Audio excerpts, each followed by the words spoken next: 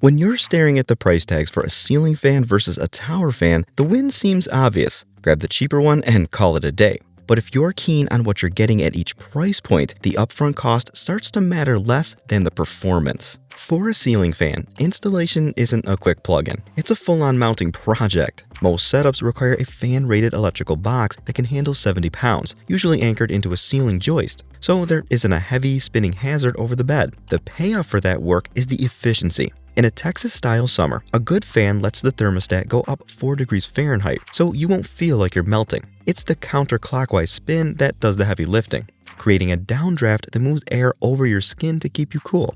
Energy consumption is minimal, pulling maybe 15 to 75 watts, basically the same as running a single old-school light bulb. Then there's the winter trick most people skip. If you reverse the motor to spin clockwise on low, it creates an updraft that shoves the heat trapped at the ceiling back down to your level. Just mind the clearance. You need 7 feet of headspace and 18 inches from the walls so the air actually has room to breathe. Also, to enjoy 10 to 15 years of use with no issues, dust the blades. If one blade gets a thicker layer of grime than the others, the whole unit will start to off-balance and click, which is a total deal breaker when you're trying to sleep. A tower fan is the complete opposite commitment. There's no ladder or joist drilling involved. You just unbox it, snap the base together, and plug it in. They also take up a few square inches of floor space, so they're easy to drag from the bedroom to the living room depending on where you're hanging out. Power-wise, most pull between 30 and 100 watts, averaging around 60 watts total. That's roughly the same as a ceiling fan on its highest setting, but the way they move air is totally different.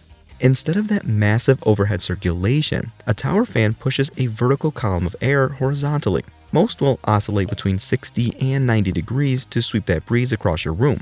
It's great for targeted cooling while you're on the couch, but it's never going to stir the air in the entire room the way an overhead unit does. Also, there's the cleaning reality, because tower fans are notorious dust traps. The narrow vents and grills are magnets for dog hair and lint, and unless you have a model with a removable rear panel, you're usually stuck vacuuming the exterior or using compressed air to blow out the intake. It's a bit more of a hassle than a quick swipe of a cloth, but the fan will still give you 3 to 4 years of use.